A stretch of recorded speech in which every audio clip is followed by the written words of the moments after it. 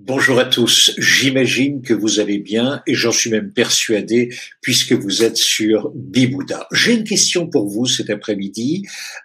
Si je vous demande votre adresse postale, cela va par exemple me permettre de vous adresser du courrier, un message, même d'ailleurs quand vous n'êtes pas là. Il est protégé par la loi, il est inviolable, personne ne pourra ouvrir une enveloppe qui vous est destinée, sauf vous. L'adresse, ça vient d'où? En réalité, ça vient du latin et ça signifie ad rex, vers le roi. L'adresse, c'est pas une métrique, c'est pas une métrique de rue, c'est pas une métrique de municipalité ou de département. Non, c'est un lieu de pouvoir. C'est là où la puissance publique sait qu'elle peut venir vous trouver, par exemple pour réclamer des impôts, réclamer une amende, réclamer des taxes, etc., etc. On pressent donc que derrière une adresse se cachent des centaines de dispositions légales. Maintenant, donnez-moi votre mail ou bien donnez-moi votre numéro de portable.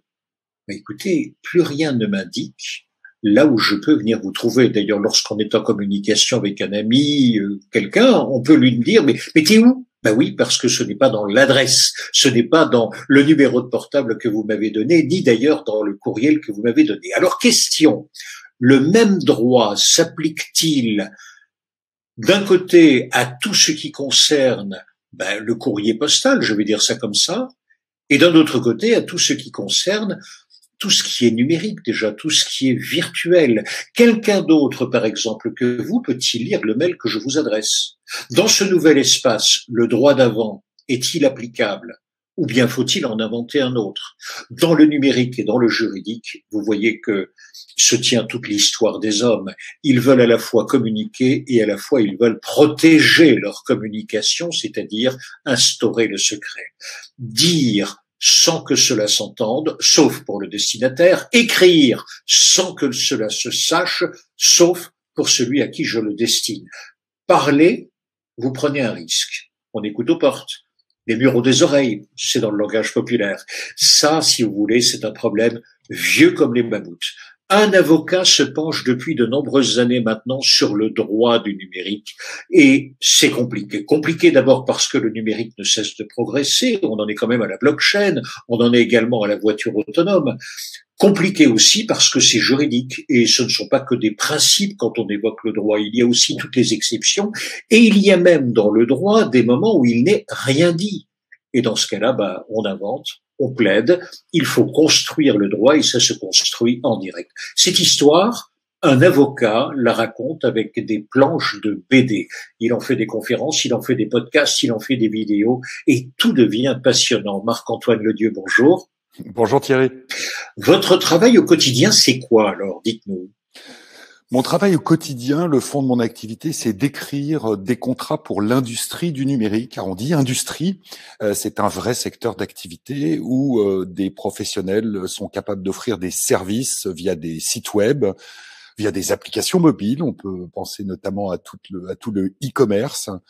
Eh bien, ces professionnels, ils ont des problématiques techniques particulières liées au numérique et des problématiques juridiques très spécifiques puisque ce numérique, la science du numérique, ça a 50 ans.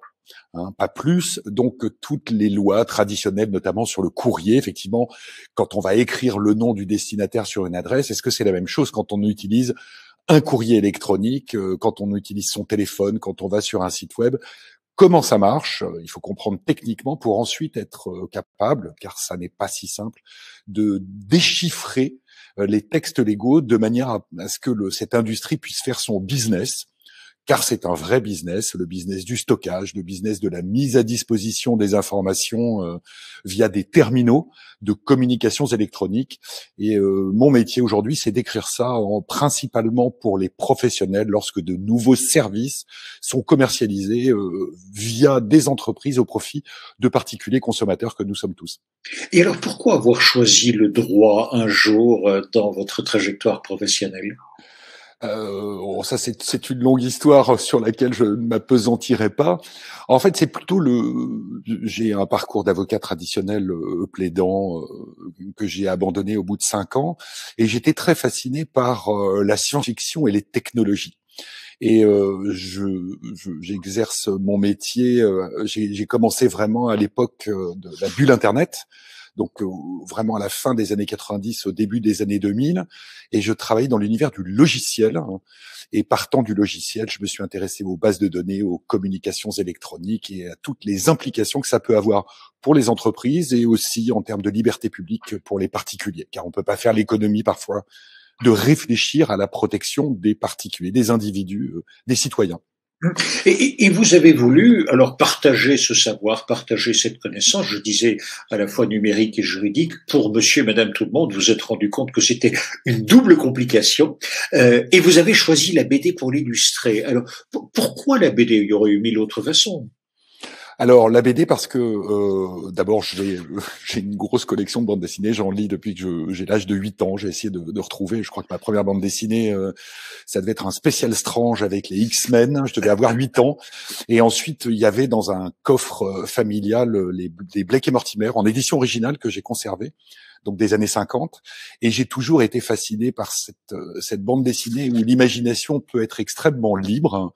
On peut se fier. D'abord, on voit des sons, on voit des formes, on voit des personnages, on voit des situations qu'on peut inventer, qu'on peut créer avec des couleurs, avec des mises en page plus ou moins dynamiques. Et l'écueil que j'ai eu, bon, outre cette passion pour la bande dessinée, l'écueil que j'ai eu a été de permettre à mes juristes, à mes interlocuteurs juridiques, de comprendre un peu mieux la technique du numérique, ce qui n'est pas toujours évident, parce que notre culture technique, à nous juristes en général, est très mauvaise dans le numérique. Et de l'autre côté, c'était de rendre attractif à des gens qui sont des informaticiens, ce qu'on appelle des techs, dans notre jargon, de leur faire comprendre qu'il y avait aussi des lois et des implications juridiques sur ce qu'ils faisaient dans leur métier. Et en fait, pour faire matcher les deux, pour faire correspondre les deux, je me suis dit, tiens, je vais prendre de la bande dessinée, je vais détourner certains personnages ou certains dialogues, certaines bulles. On appelle ça des phylactères dans le langage bande dessinée. Et je me suis rapproché d'un éditeur qui m'a ouvert son catalogue de manière tout à fait officielle et qui me donne carte blanche pour que je détourne des histoires, puisque je raconte une histoire différente de celle de la BD d'origine. Je prends ces personnages, je prends des situations et je leur fais dire des trucs épouvantables sur le code de la propriété intellectuelle ou le code des postes et des communications électroniques. L'éditeur valide mes slides pour éviter qu'il y ait des problèmes politiques, religieux ou sexistes. Et j'ai une liberté ensuite de communication au sens large du terme sur le site web de mon cabinet pour communiquer ce savoir qui au départ en fait était ma manière à moi de retenir ces nouvelles lois qui sont souvent très denses, très compliquées. On a les lois européennes, les lois françaises, parfois elles se contredisent, et c'était ma manière de faire ma formation continue de manière agréable. Merci beaucoup. Voilà donc le décor planté. On a trois choses en face de nous. On a un numérique, mais qui galope comme jamais depuis 50 ans, dites-vous. On a le juridique qui galope après le numérique avec une complexité de plus en plus grande. Et puis, nous avons la BD qui tente de marier les deux en disant, mais nous, on va rendre ça très clair et ludique et presque plaisant. On vous suit du coup pendant 1 heure sur ce programme-là. Ça commence quand l'histoire de la communication entre les hommes? Si on met un point de départ, votre point de départ à vous, c'était quand? Alors mon point de départ, lorsqu'on m'a commandé pour une série de podcasts en 2019 une histoire du droit du numérique, j'ai essayé d'entrer dans les concepts aujourd'hui qui posent de vrais problèmes en termes de sécurité. Et ces concepts, en fait, on peut partir de Néandertal, très curieusement, en fait, de l'origine de l'humanité, l'homme préhistorique, troglodyte premier. Notre homme de Néandertal, quel était son problème? L'homme de Néandertal vivait en tribu. Et l'homme de Néandertal avait des problématiques humaines telles que nous les connaissons aujourd'hui. Il voulait se déplacer, il voulait boire, il voulait manger, il voulait s'abriter. Et pour ça, l'homme de Néandertal parfois envoyait un messager chercher, par exemple, l'endroit où boire, puisqu'ils étaient des nomades pour la plupart, ou des chasseurs. Les chasseurs-cueilleurs, les cueilleurs sont venus un peu plus tard. Et donc, ils avaient des messages, ils recevaient des informations. J'explore une vallée, je découvre un point d'eau, il faut que je prévienne la tribu. Et pour prévenir la tribu, bien j'ai cette information très importante à communiquer au chef de la tribu. Comment vais-je faire? Donc cette information, je l'ai en moi. L'information, elle est dans le messager. Et ce messager, pour aller porter l'information à sa tribu, eh bien, il utilisait une méthode qui est encore aujourd'hui très pratiquée des Parisiens, qui est la méthode RATP. Ah bon? Rentre avec tes pieds. Rentre Et oui, avec tes pieds. notre homme de Néandertal ne pouvait transmettre les informations qu'il avait reçues et analysées. L'information, c'est un savoir subjectif. C'est j'ai vu un point d'eau. Il est possible d'aller puiser à cette source pour m'abreuver. Donc, je vais rentrer à pied, en courant peut-être même, prévenir ma tribu pour l'informer. Je vais donc communiquer cette information à ma tribu, et pour ça, je vais me déplacer. Et notre homme de Néandertal, manifestement à l'époque, avait une première problématique qui est toujours actuelle aujourd'hui, qui est celle de formaliser cette information. Il fallait une langue commune. Car quand on a une information, si on essaie de la transmettre à quelqu'un qui ne parle pas la même langue, il nous reste la langue des signes, mais ça risque d'être assez limité. Voilà, donc dans toute la démarche de l'histoire de l'humanité, il va falloir créer une langue commune, un groupe, de manière à pouvoir s'échanger de l'information. Et la deuxième étape qui a été très intéressante dans l'histoire de l'humanité, c'est le support. On va écrire, on va figer cette information. Peut-être qu'elle ne sera plus pertinente passer un certain délai, mais en tout cas, on va l'imprimer, on va la graver sur des tas de supports. Autrement dit, d'abord vous dites le message, je l'ai en moi, donc si je veux porter le message, il faut que je me déplace. Ça, c'est l'homme de Néandertal, mais j'imagine c'est également le cas de la bataille de Marathon. Bataille de Marathon, c'est lorsque nous avons ce guerrier qui est chargé d'aller porter la victoire, mais c'est 40 kilomètres plus loin. Il déplace le message à la vitesse du messager. Absolument. Alors, bien sûr, dans certaines civilisations, on pense aux civilisations amérindiennes, on pouvait faire des signaux de fumée. Alors évidemment, le signal de fumée, alors c'est pas mal. Alors, les signaux à ligne de vue, faut pas qu'il y ait trop de vent, faut pas que ça aille trop loin, donc c'est quand même un problème. Puis c'est visible par tout le monde quand même. Et c'est visible par tout le monde, donc là, la confidentialité, l'information, elle est diffusée au sens large. Après, il faut savoir la déchiffrer, il faut savoir la comprendre. Alors, il y a une autre évolution qui a été marrante pour ces transports d'informations sans support matériel trop flagrant. Ça a été l'invention du sémaphore des frères Chappe. Et nous sommes en 1792. Et en 1792, les frères Chappe ont construit à ligne de vue, donc tous les 30 kilomètres à peu près, des maisons avec un bras articulé. Et ce bras articulé, utilisant un code, permettait de transmettre des informations. Et en 1792, la première expérience qui a été faite a été un transport d'informations entre Paris et Lille en 9 minutes. Ah oui, donc ce qui était tout à fait stupéfiant, tout à fait remarquable. Parce qu'on avait aussi la méthode très traditionnelle du message sur support léger. On pense aux pigeons voyageurs. Le problème, c'est que l'information ne devait pas être trop volumineuse pour que le pigeon puisse transporter. Si on attaque une plaque de marbre au pied du pigeon, on sent que le pigeon va avoir du mal à décoller. Et on ne sait pas quand le pigeon arrive, ce qui est encore l'autre problème. Vous avez dit, donc on a un message, on peut commencer à le transmettre et il y a différents supports. Mais il y a eu aussi des moments où on a tout gravé dans la pierre, en réalité, dans le marbre, et ce n'était plus, on déplaçait plus rien, sauf celui qui voulait lire, il devait se déplacer. C'est différent, on a inversé le problème. Alors absolument. Donc dans l'histoire de l'humanité, les premières traces que l'on ait de messages gravés dans la pierre, je crois que c'est l'est de Bornéo. On est à peu près à moins 50 000 après Jésus-Christ. Donc on est encore à la fin de Néandertal. Néandertal, c'est moins 400 000, moins 30 000. On a trouvé donc dans des grottes de Bornéo des dessins figuratifs. Donc il y avait un message, il y avait des informations dans un message qu'aujourd'hui pas sûr qu'on puisse le déchiffrer, qui était gravé de manière assez pérenne sur des grottes, dans des grottes. Mais le problème de cette information sur un support très durable, c'est qu'il fallait se déplacer pour accéder à l'information. Ça n'est pas l'information qui venait à vous.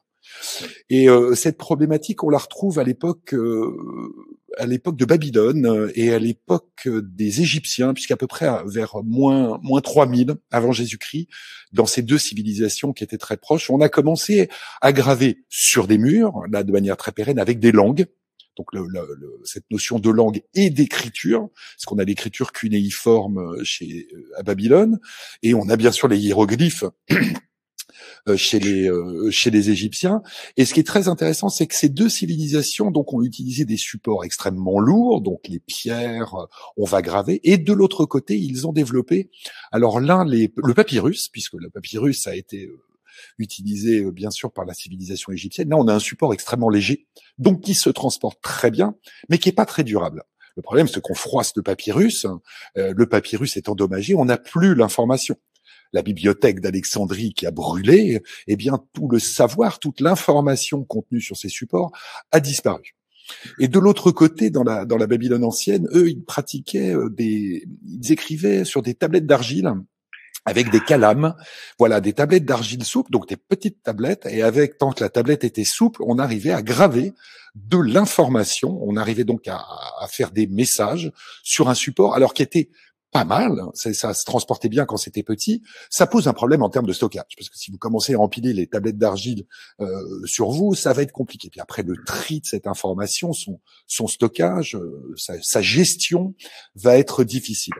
Et c'est pour ça qu'on va assister, en fait, depuis moins 3000 avant Jésus-Christ jusqu'à l'arrivée du numérique, à toujours cette dichotomie support léger, support lourd, parce que Néandertal, il avait une autre manière de transmettre de l'information qui était de crier. Il pouvait crier et donc on pouvait répercuter la voix de personne à vue à personne à vue, mais le vent va déformer le signal de la voix. Donc on voit bien que le transport de l'information là n'était pas très pertinent et tout de suite il a fallu décorréler le message du messager. Et c'est ça l'intérêt du support, c'est que l'information n'est plus contenue dans la personne, l'information est intégrée dans un objet qui va être donc soit une grotte, soit un support physique, un papyrus ou un parchemin. Un parchemin, absolument. Ça peut être une lettre du roi un peu plus tard. Hein. On se souvient des films de KPDP, c'est le mousquetaire qui transporte. Alors, avec ici d'ailleurs le document est sous sceau royal, ce qui signifie que on ne peut pas l'ouvrir, sauf le destinataire. Si jamais on l'a ouvert, on a la preuve qu'il a été ouvert et qu'il a été lu. C'est bien cela. Qu'il a été ouvert, oui. Qu'il a été intercepté, oui. Est-ce qu'il a été lu? Probablement. Est-ce qu'il a été compris? Parce qu'après, il y a le problème de l'encodage de l'information. Puisque on sait que depuis à peu près moins 400 avant Jésus-Christ, les Grecs anciens pratiquaient déjà l'art du chiffrement.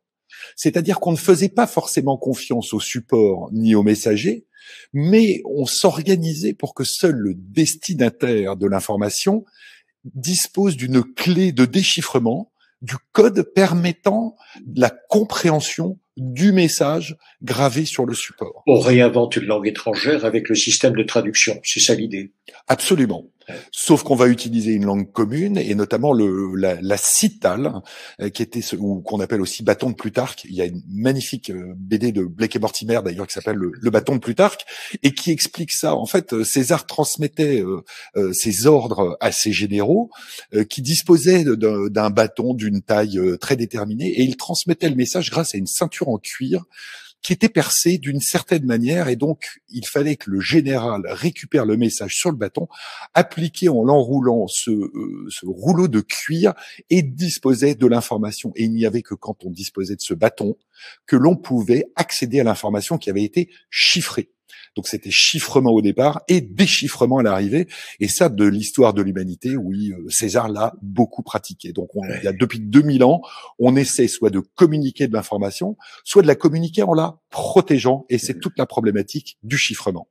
J'imagine que la vitesse de transmission du message a peut-être été augmentée à partir du moment où on a mis en place, en France en tous les cas, les relais postaux. On avait à ce moment-là, c'était plus le messager, mais le message allait à la vitesse du cheval et de chevaux frais tous les 30 ou 40 kilomètres, non? Alors, dans les civilisations andines, il me semble, on avait un système de messagers à pied où les Incas, je crois que c'était les Incas, se transmettaient des messages soit sur un support léger, soit de manière verbale. Et effectivement, les messagers couraient 15 kilomètres, s'arrêtaient, passaient leur relais et repartaient. Et en fait, le système de la malle-poste, qui est connu en France depuis quelques siècles maintenant, c'était ça. On va changer de cheval de manière à pouvoir continuer à accélérer le transport de l'information, le transport du message contenant cette information. Ça pouvait être le messager en lui-même sur son cheval, le messager contient le message, ou le support que le messager va transporter avec lui. Autrement dit, en vous suivant, en gros, ça évolue très lentement pendant un millénaire et demi. La vraie révolution, ou plutôt les vrais changements, arrivent avec la première révolution industrielle, c'est avec la vapeur, c'est quoi, 1830, 1850. Là, on commence à voir qu'est-ce qui se passe-t-il à ce moment-là. Alors, on est au début du 19e siècle et on va inventer le train, qui va permettre, par exemple, de transporter beaucoup plus de plis postaux qu'on en transportait avant. Donc, on va mécaniser à une échelle qui est déjà surhumaine, puisqu'on n'est plus limité au cheval ou à la course à pied. On va mécaniser le transport et la quantité d'informations qui vont pouvoir être transportées. Et après, bien sûr, la véritable révolution suivante va être la dématérialisation du support. Et là, il faut attendre 1900, qui est la TSF, l'arrivée de la TSF.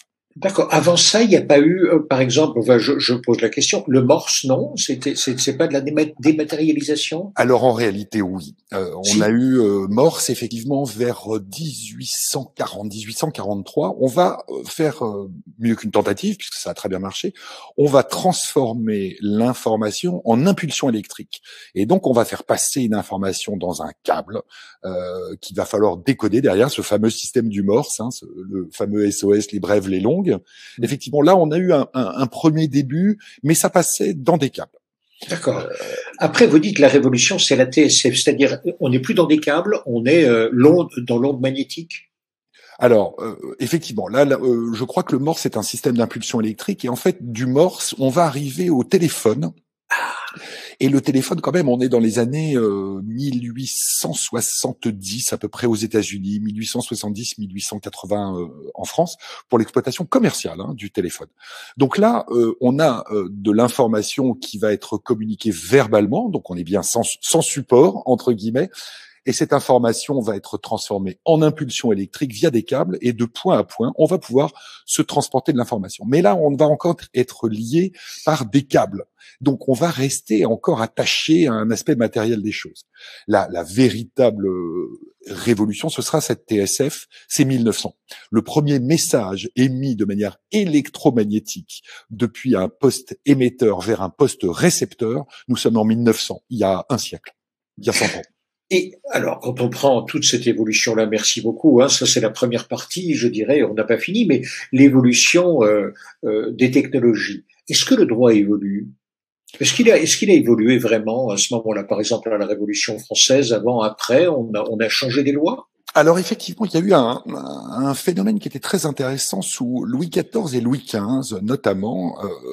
Nos bons rois de France avaient mis en place, surtout Louis XV d'ailleurs, qui était très réputé pour ça, avait mis en place un système, j'allais dire, de Big Brother généralisé par un service qui était rattaché à sa personne, qui était vraiment un service qui s'appelait le service du secret du roi.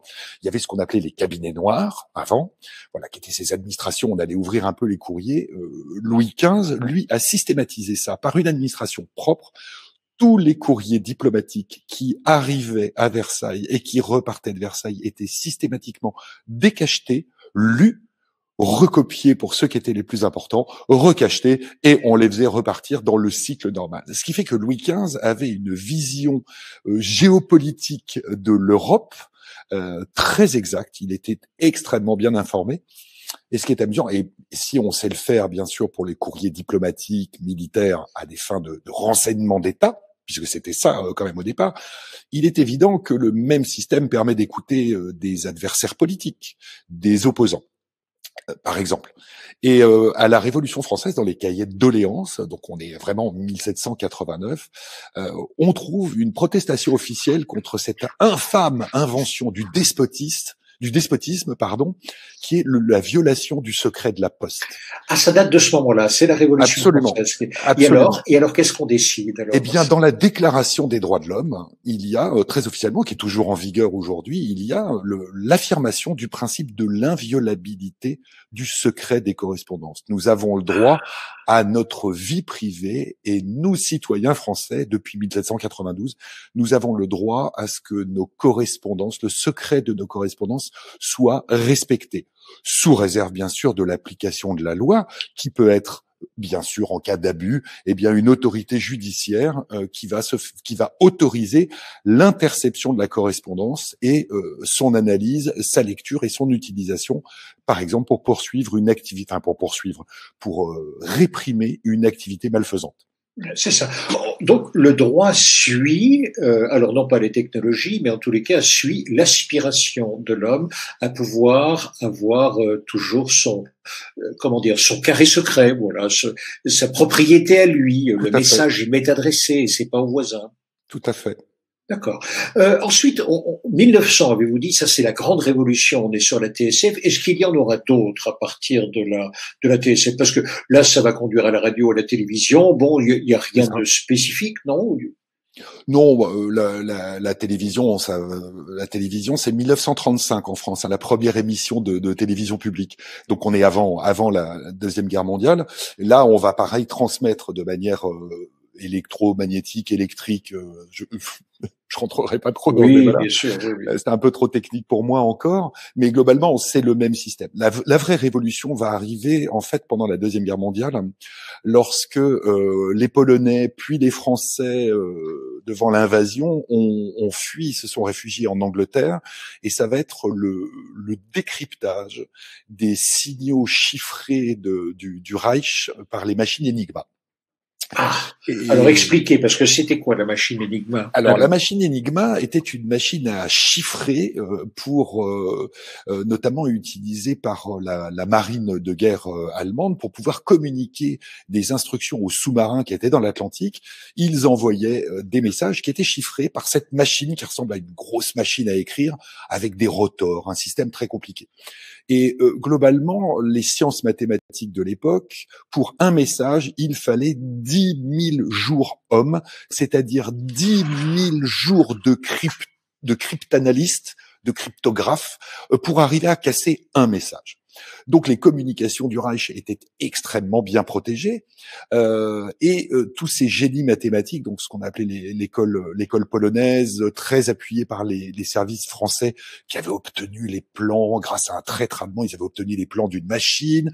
Tout le monde est parti se réfugier en Angleterre, à Bletchley Park, qui était le grand centre d'études des communications. Et grâce à Alan Turing et aux équipes de Bletchley Park, eh bien, a été conçue une première machine pour automatiser le calcul du déchiffrement des messages Enigma.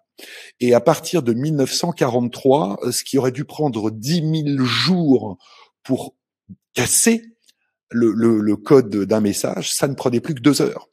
Et ça a été le début de l'informatique. Donc on a commencé à automatiser ce sont juste des calculs. Ça c'est 1943 à peu près. Et à partir de 1945, on va avoir un premier ordinateur véritablement électronique. Et la révolution que nous utilisons, enfin toutes ces techniques extraordinaires, en fait, sont parties là de 1945. Et ensuite, nous allons simplement progresser dans la capacité technique, dans le raffinement technique. Et ensuite, la révolution suivante va être vers 1970. Ce sont les réseaux de communications électroniques et les transferts d'informations par paquet. Là, on est en 1969-1970, l'ARPANET qui va devenir l'Internet. Et l'Internet, c'est quoi? C'est une capacité à faire dialoguer des ordinateurs différents avec une norme commune, un protocole de communication, donc une langue en réalité, un encodage particulier, pour qu'à distance, on puisse se transmettre des paquets d'informations qui vont se regrouper dans un terminal, dans un serveur, dans une machine, de manière à pouvoir visualiser au départ, puisque c'était uniquement des signaux visuels, c'était de l'écrit. À partir de 1970, donc il y a 50 ans aujourd'hui à peu près, on a développé cette capacité à transmettre des messages électroniques à distance. Ben, à partir de là, enfin, le problème reste toujours le même. Je veux communiquer à quelqu'un. Simplement, je ne suis plus avec la voix, je ne suis plus avec moi-même qui me déplace, etc. Mais je transforme mon message, si j'ai bien compris, en paquet 01. Et ces paquets 01 sont transmis ensuite, stockés, décryptés et réencodés dans un langage que l'homme va comprendre de l'autre côté. C'est ça un peu l'idée? Absolument. Et c'est en ça que la toute dernière révolution technique, mais qui est juste un affinement en fait de toutes ces technologies, c'est l'arrivée du téléphone portable numérique. Et là, quand je me suis intéressé au sujet, c'est pas si vieux que ça. Le GSM, la 2G, c'est 1991. Donc ça a D'accord. 30 ans. Et ce téléphone portable, bon, qui a été beaucoup raffiné maintenant, dont tout le monde est équipé de manière absolument standard, sans que ça pose plus de problème, en tout cas dans nos civilisations occidentales, eh bien aujourd'hui, dans un seul et même terminal, on va faire passer de la voix, on va faire passer de l'image, on va faire passer du son, nous manque plus que les odeurs. Mais de nouveau, j'ai envie de vous dire, mais et alors, qu'est-ce qui change juridiquement? Parce que le problème humain reste identique. Encore une fois, je veux que l'intégralité de mon message soit respectée, premier point. Deuxième point, je ne veux pas que mon message puisse atterrir entre des mains différentes que le destinataire à qui j'ai l'ambition, en tous les cas, de le faire lire ou de le faire découvrir. Le problème reste le même, il n'a pas changé. Qu'est-ce qui change au niveau juridique, du coup? Alors, techniquement, il y a quand même quelque chose qui a changé, c'est que lorsque je reçois une lettre, hein, si je veux la recopier, il va quand même me falloir une autre feuille de papier ou un papyrus, il va falloir de l'encre, et il va falloir que ça va me prendre du temps de retranscrire, presque à l'identique, le contenu. Donc là, c'est la notion de copie. C'est difficile. Au pire, on va faire une photocopie aujourd'hui. On verra bien que la qualité de la photocopie ne sera pas la qualité de l'original. Dans l'univers du numérique, il n'y a plus de copies, il n'y a que des clones, c'est-à-dire des copies exactes, parfaites. On ne sait plus quel est l'original. Et cet original, il va se dupliquer parfois sans qu'on le sache. On peut intercepter un signal numérique. On peut le cloner, on peut le stocker sans que l'émetteur et le destinataire le sachent.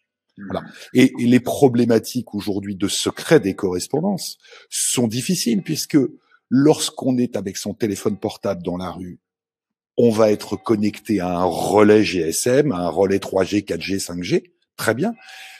Mais si le signal est intercepté, si le signal est recopié, s'il est stocké, s'il est analysé, si, entre guillemets, on est espionné ou écouté, comment peut-on le savoir? Techniquement, c'est très difficile. Et dans cette révolution du numérique, donc il y a 50 ans, dans cette révolution du numérique, tous ces systèmes numériques ont été pensés pour permettre des transferts d'informations et rarement pour en assurer la sécurité et la protection. À part les télécoms où depuis toujours les gens qui transportent la poste, normalement les postiers prêtaient serment de ne pas ouvrir les correspondances.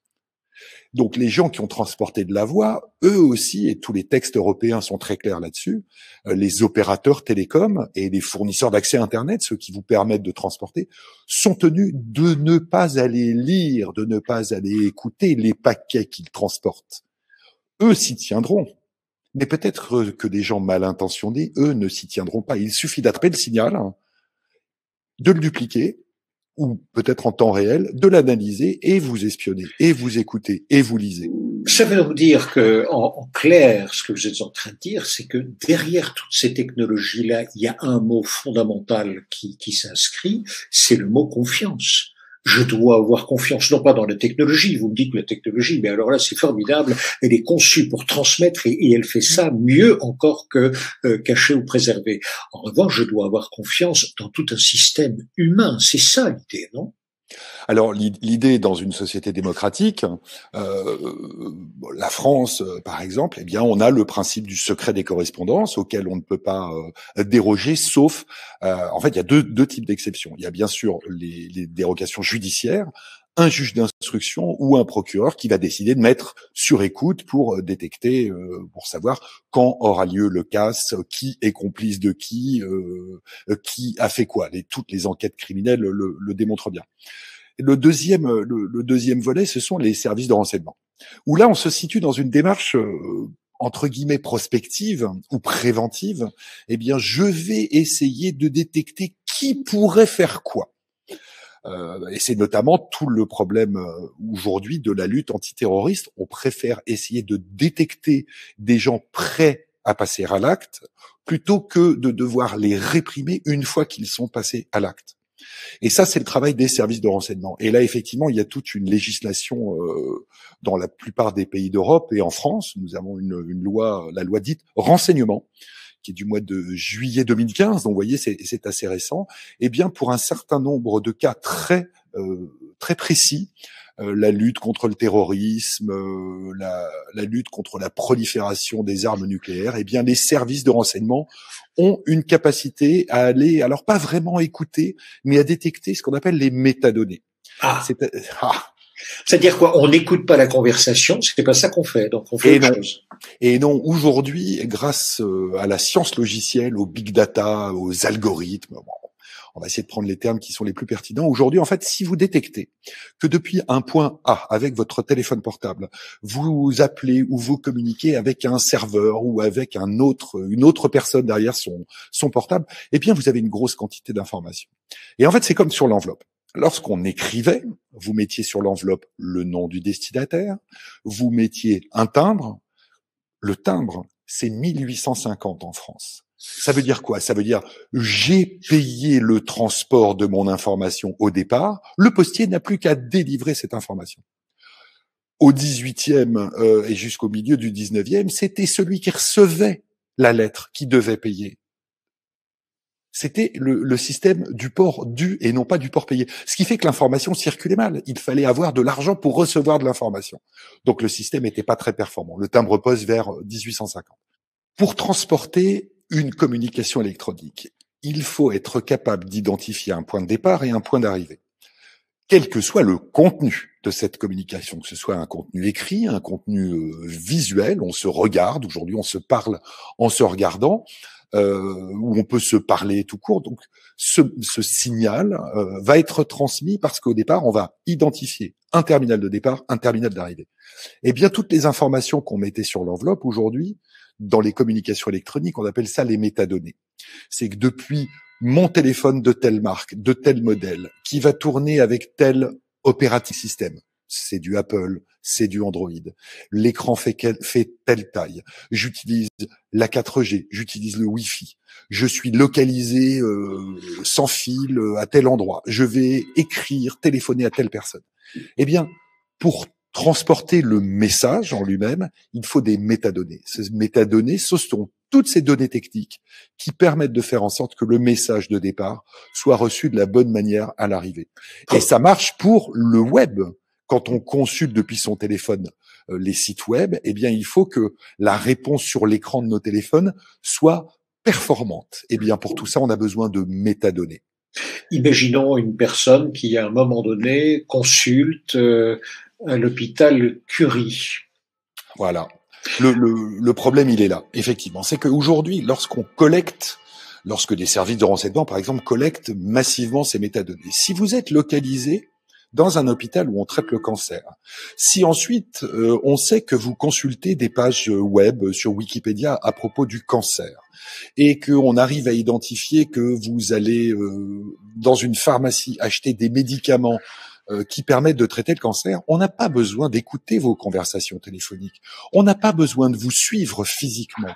En collectant toutes ces métadonnées, qui ne sont pas des données de contenu, qui sont vraiment ces données techniques autour, eh bien, on sait que manifestement, vous avez un problème avec le cancer, soit vous, soit un de vos proches. Mais en tout cas, on peut savoir, avec une très grande quantité de détails, qui vous êtes, quelles sont vos problématiques, quelles sont vos idées, quelles sont vos actions politiques, quelles sont vos préoccupations. Et aujourd'hui, tout ça se collecte massivement et à l'échelle mondiale. C'est ce qu'a révélé Snowden lorsqu'en 2013, donc ce type qui travaillait pour les services de renseignement américains, a révélé que les États-Unis collectaient au niveau mondial des métadonnées de communication via Facebook, via Google, via Twitter, En fait, en agrégeant, en collectant toutes ces données et en les combinant, eh bien, les États-Unis, dans le cadre de leur législation interne,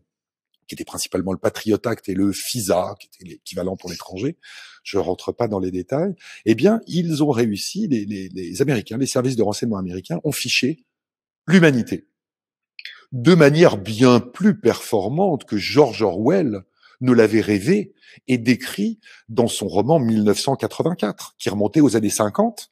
Et dans le roman d'Orwell, c'était quoi? C'était une télévision, un œil géant qui allait regarder et qui allait écouter. Donc, vous voyez, on espionne individuellement. Tandis que dans le système qu'a révélé Snowden, dans cette collecte massive des métadonnées au niveau mondial, eh bien, il suffit d'attraper toutes ces informations techniques qui nous intéressent pas à nous humains. Nous, ce qu'on veut, c'est que le signal parte, soit émis et soit bien reçu. C'est ça qui nous intéresse, c'est cette transmission, ce transfert du contenu. Mais non, eux écoutent les métadonnées, les conservent et profilent.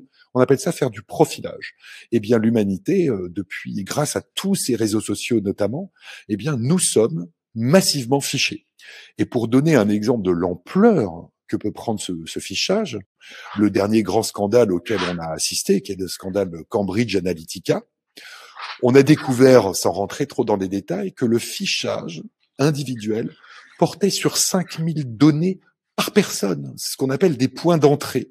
C'est que pour chacune des personnes qui étaient fichées dans le système d'information de Cambridge Analytica, il y avait 5000 entrées d'informations. Donc, on pouvait faire de la discrimination, du choix, de la recherche sur 5000 points différents par personne.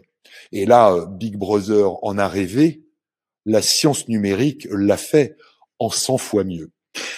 Alors, puisque tout ça est possible et ça galope vite, hein, apparemment, je veux dire par là que le service secret américain, mais également des sociétés privées peuvent très bien, de ce point de vue, commencer à recueillir des métadonnées. Le droit, il fait quoi avec tout ça? Il galope aussi vite? Alors, le droit galère beaucoup. Le droit galère beaucoup puisque le principe de la protection du secret des correspondances ne pose de problème à personne. Et il est globalement assez respecté puisque sinon ce sont des peines de prison que l'on risque. Il y a très peu de procès, mais il y en a de temps en temps, notamment des couples qui divorcent et il y a un des conjoints qui va aller espionner l'autre. Ça se pratique encore un peu. Évidemment, ça n'est pas recevable de manière judiciaire et celui qui se fait prendre va avoir de vrais problèmes. Il ira voir la police, mais pas pour s'en plaindre. Le problème des métadonnées est un problème en fait qui est très récent, parce que si ça se conçoit bien sur des enveloppes papier, tel qu'on l'a beaucoup pratiqué pendant longtemps, le problème est plus difficile à cerner. D'abord, il faut comprendre techniquement ce que c'est. Il faut savoir qui s'en sert de manière légitime. Les opérateurs télécoms ont besoin de ces métadonnées pour transmettre la data. Et le droit, effectivement, galère beaucoup, puisque les métadonnées ne font pas partie du secret des correspondances. Les métadonnées, normalement, c'est purement technique. Et qui a commencé à collecter massivement ces métadonnées pour en faire un business model? C'est Google. Et Google, c'est 1998, ça a 20 ans. Et l'idée de Google était quoi?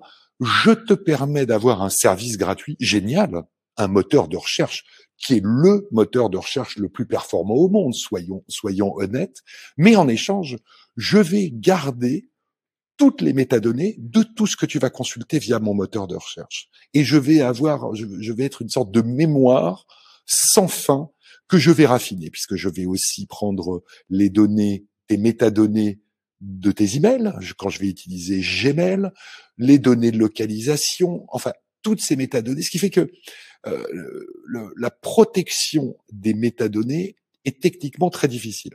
La protection juridique. Donc, on a eu, nous, en France, la loi informatique et liberté, 1978.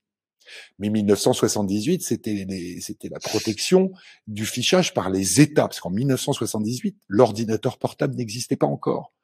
Le premier ordinateur portable, c'est 1980. Donc la loi informatique et liberté permettait, c'était parti d'un scandale où l'État voulait combiner les données fiscales avec les données de la Sécu pour être sûr de détecter ceux qui fraudent. Car l'État a horreur qu'on le vole. Lui aussi, oui, bien sûr. C'est souvent pour des raisons fiscales. Hein. En général, ça marche très très bien. De là-dessus, on a eu une directive européenne en 95 qui a pas très bien marché et est arrivé le RGPD en 2016, appliqué depuis 2018. Ouais. Et c'est quoi l'idée du RGPD? C'est si tu identifies un terminal avec une très grande certitude via des métadonnées, par exemple pour faire de la publicité en ligne, quand on traite mes données, mes métadonnées, et qu'on fait mon profil, et qu'on est capable de faire de la publicité sur mon terminal en temps réel, sur des centres d'intérêt qui sont bien les miens, ceux qui font ça ne connaissent pas mon nom et mon prénom et mon adresse. Ça ne les intéresse pas de connaître mon nom et mon prénom. Par contre, ils vont mettre de la publicité qui va coïncider avec mes centres d'intérêt. Et comme je suis profilé massivement par Facebook, par Twitter, par tous les GAFA et par des tas d'autres d'opérateurs qui sont moins connus, ils sont très nombreux à jouer à ça, eh bien j'aurai de la publicité ciblée. Et ce que vient dire le RGPD aujourd'hui, c'est soit vous avez des fichiers d'adresses, vos salariés, vous êtes un professionnel, vous avez des salariés, des clients, des prospects, des fournisseurs.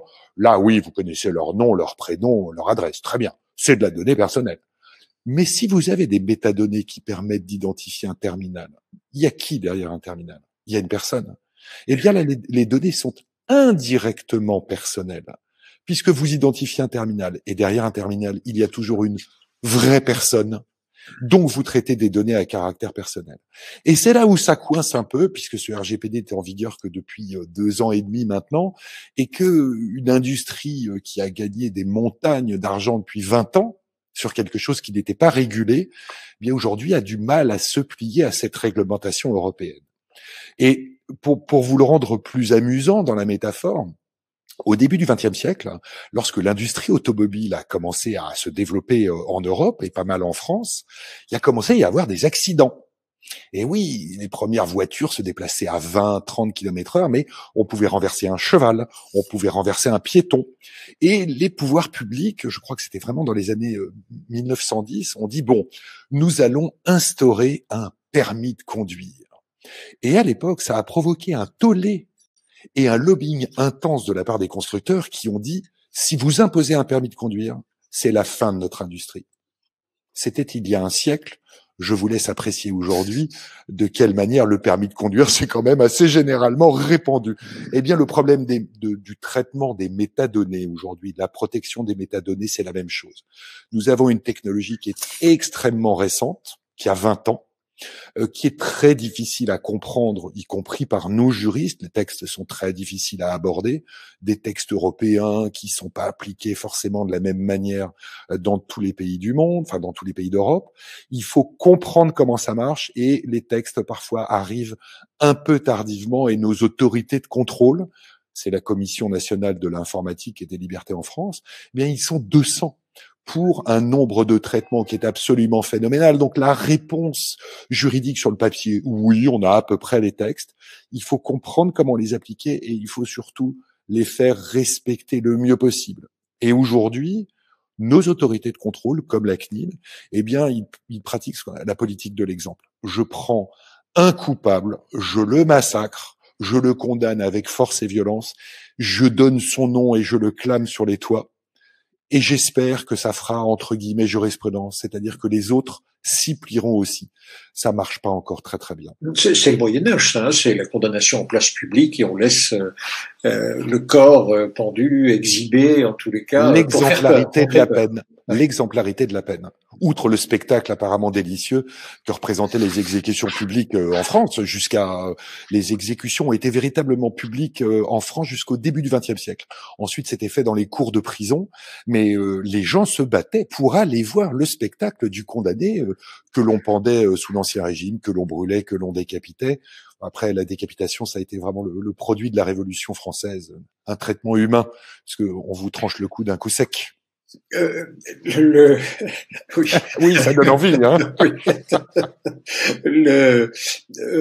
Comment on en est arrivé quand même? Il y a cette idée de transparence totale. Avec le numérique, on dirait aussi que il y a cette idée, un fol espoir que la transparence absolue de toutes les données, de tout ce qui se dit, de tout ce qui se fait, ça doit absolument être connu, être su au nom de la liberté d'expression, de la liberté de savoir, de la démocratie. Enfin, ça rend les choses invivables, non? Alors invivable, je ne sais pas. Ce qui est sûr, c'est que la multiplication des outils de communication qui sont à nos dispositions, à nous tous. Mes enfants ont grandi avec un téléphone portable dans les mains qui recevait l'Internet. Ce qui était quand même, pour ma génération, je me souviens avoir connu le téléphone où on allait à la poste, on demandait son numéro de téléphone et l'opératrice disait revenez dans 1 heure. Vous aurez une ligne dans 1 heure. Aujourd'hui, nos enfants qui sont nés après 2000 ont l'habitude et trouvent normal d'avoir des outils de communication qui sont performants où qu'ils se trouvent. Donc, de par cette capacité à communiquer étant émettre ou recevoir de l'information, devant la multiplication des réseaux sociaux, aujourd'hui, on va permettre la libre expression quasiment généralisée. Vous avez des gens dont on se demande s'ils travaillent encore tellement ils passent de temps à s'envoyer des messages, et j'en suis l'exemple type, les différents canaux de communication des uns et des autres. On est noyé sous l'information, plus la démocratie où tout le monde a le droit de s'exprimer de manière parfois excessive, de manière parfois mensongère. C'est le problème des fake news quand même, où on arrive maintenant à transformer en plus ces fichiers numériques pour transformer la réalité et faire passer des messages faux. Il y a un espèce d'emballement dû à la technique qui fait qu'aujourd'hui, on est un peu perturbé, on manque de repères dans la manière dont l'information, d'ailleurs, avant, on disait qu'on regardait les informations à la télévision.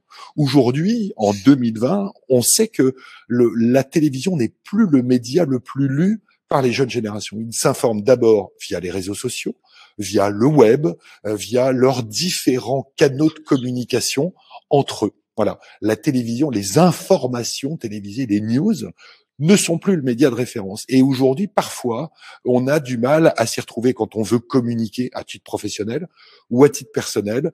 C'est difficile. Moi, aujourd'hui, j'ai un problème avec mes emails. Je reçois trop d'emails. Je n'arrive plus à les gérer. Il va falloir que j'apprenne à faire autrement. Mais les emails, ça date de quand? Moi, j'ai eu mes premiers emails en 1995.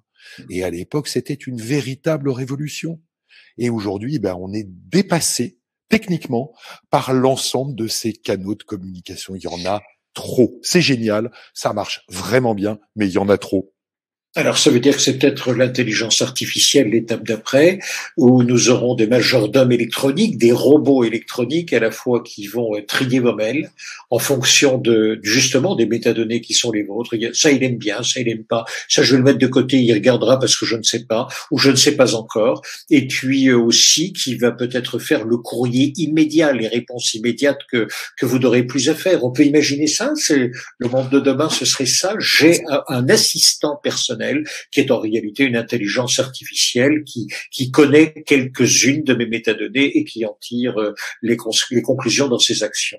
Ça n'est pas le monde de demain, c'est le monde d'aujourd'hui. Ah bon, ça existe déjà, oui. Ça? L'intelligence artificielle. Alors, ce qui est très étonnant, quand j'avais fait un cours à mes étudiants pour leur expliquer la notion d'intelligence artificielle, en général, pour nous, les Occidentaux, l'intelligence artificielle, c'est un robot humanoïde qui va se déplacer et qui va interagir avec des humains. C'est Terminator. Okay, qui est un robot militaire qui après a de mauvaises actions, des bonnes actions. La réalité aujourd'hui, c'est que l'intelligence artificielle, ça fonctionne, ça marche, et l'intelligence artificielle, ce sont des logiciels. Donc, ce sont des outils numériques qui vont être capables de traiter d'énormes quantités de données pour les classer d'une manière que l'humain n'aurait pas imaginée. Par exemple, si vous allez sur un site web de e-commerce, vous vous intéressez au bricolage, vous allez naviguer en déplaçant votre souris sur ce site web, vous allez vous intéresser par exemple à un boulon de 12, très bien. Vous allez continuer à naviguer, ouvrir des onglets, les refermer, et au bout d'un moment, vous verrez sur votre site web une barre qui vous dira « Ah, vous vous intéressez au boulon de 12, manifestement. Analyse en temps réel des métadonnées, hein. » Mais peut-être auriez-vous aussi besoin de la clé qui correspond. Vous devriez peut-être penser à acheter la clé de 12. Eh bien ça, c'est de l'intelligence logicielle. C'est ce qu'on appelle donc aujourd'hui de l'intelligence artificielle. En termes techniques, on dirait même du machine learning. La machine va apprendre du comportement d'un humain et va lui proposer des réponses qui vont lui permettre d'augmenter sa prise de décision. Voilà. Et lorsqu'on met un peu d'intelligence artificielle sur un site de e-commerce et qu'on dit que, assorti à la très jolie petite robe rouge, il y aurait peut-être le rouge à lèvres qui va avec, eh bien ça, tous les mois, c'est 15% des ventes en plus. Donc ça a des impacts extrêmement directs.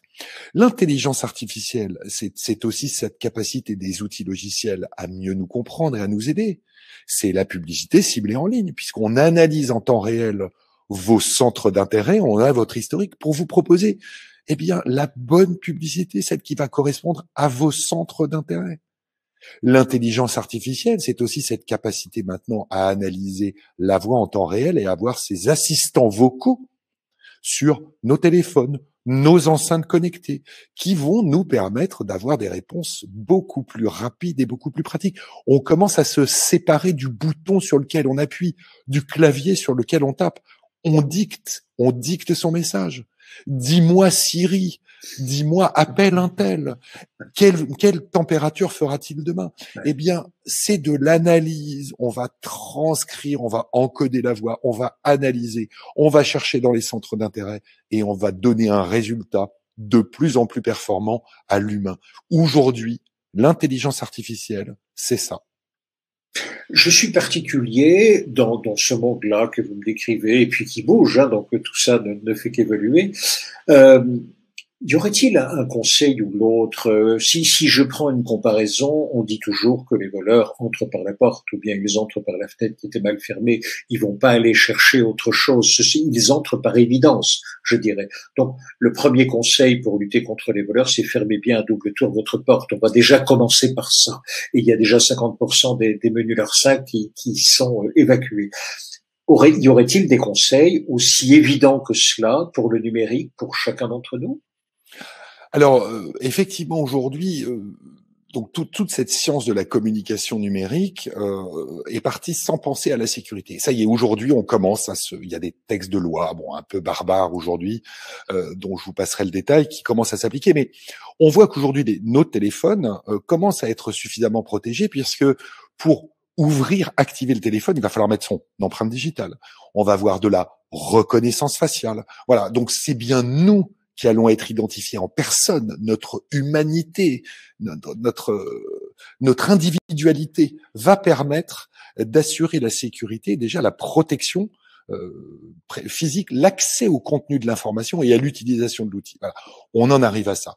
Aujourd'hui, pour ce qui est par contre de la protection des communications en elles-mêmes, eh bien par exemple la 2G, la 3G, la 4G, la 5G sont des communications qui sont chiffrées. Ce ne sont pas des communications qui passent en clair dans les tuyaux. Les tuyaux étant des ondes électromagnétiques ou des câbles en fibre optique principalement. Donc il y a déjà cette notion de protection technique par le chiffrement. Maintenant, parfois il faut aller plus loin, il faut prendre des VPN, c'est-à-dire qu'on va véritablement créer un tunnel sécurisé de bout en bout pour les plus paranoïaques, dont moi maintenant aujourd'hui, ou d'un terminal de départ à un terminal d'arrivée, on va sécuriser à l'extrême de manière à ce que personne ne puisse véritablement écouter.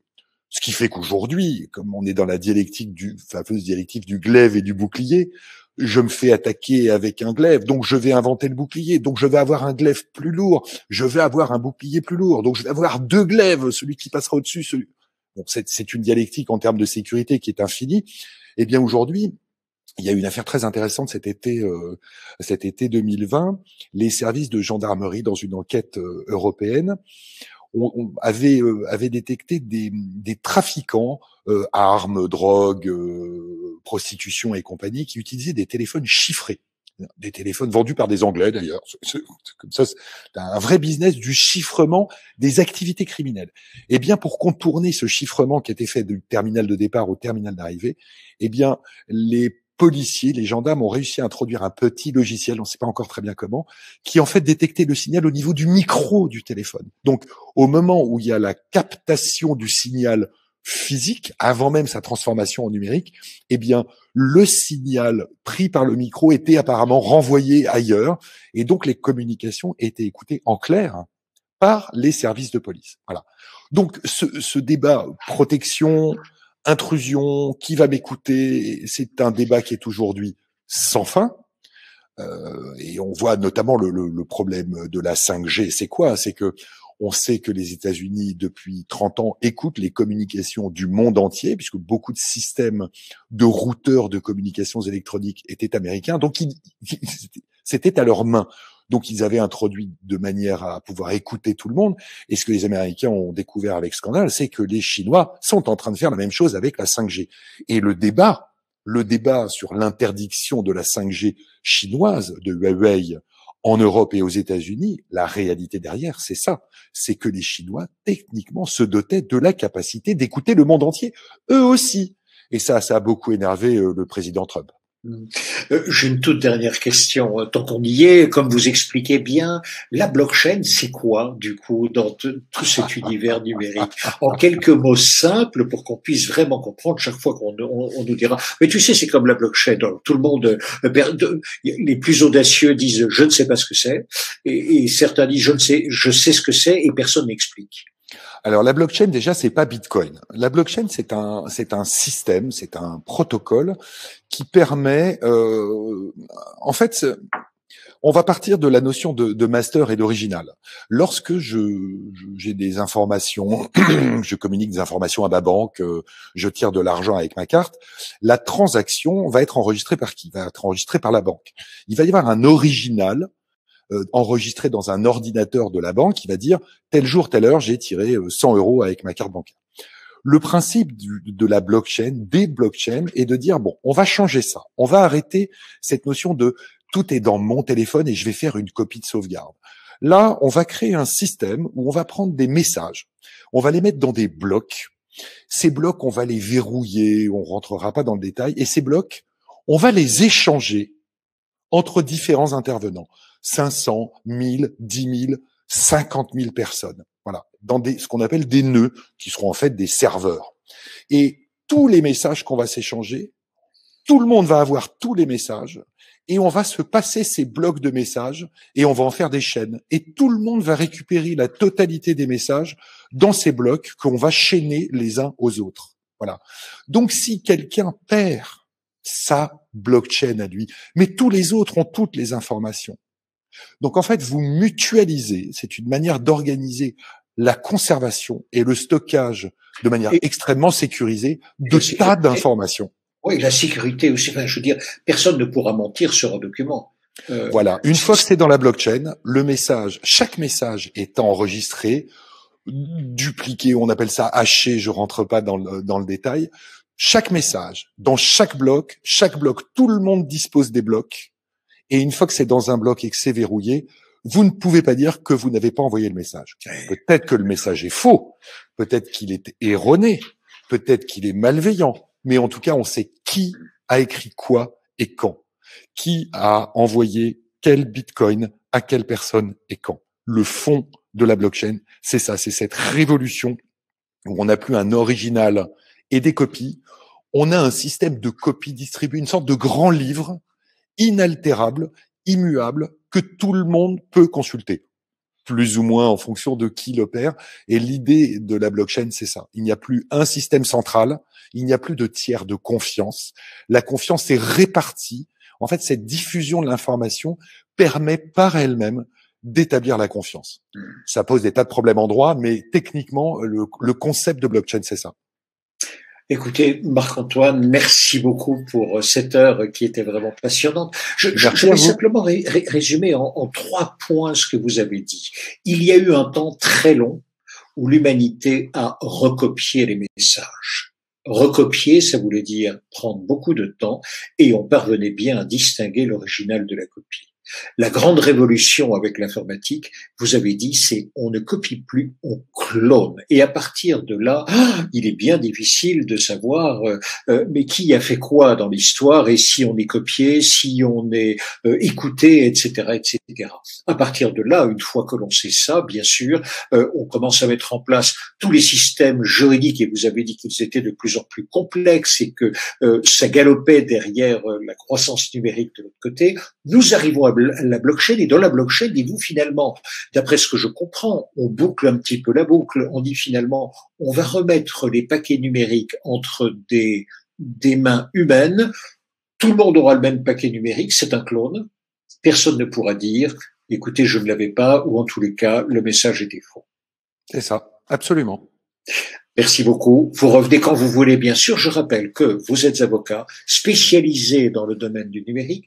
Vous êtes également conférencier. Vous faites également des podcasts et vous faites également des vidéos. Bienvenue sur Bibouda. Merci beaucoup de nous avoir fait partager tout ce savoir. Merci Thierry.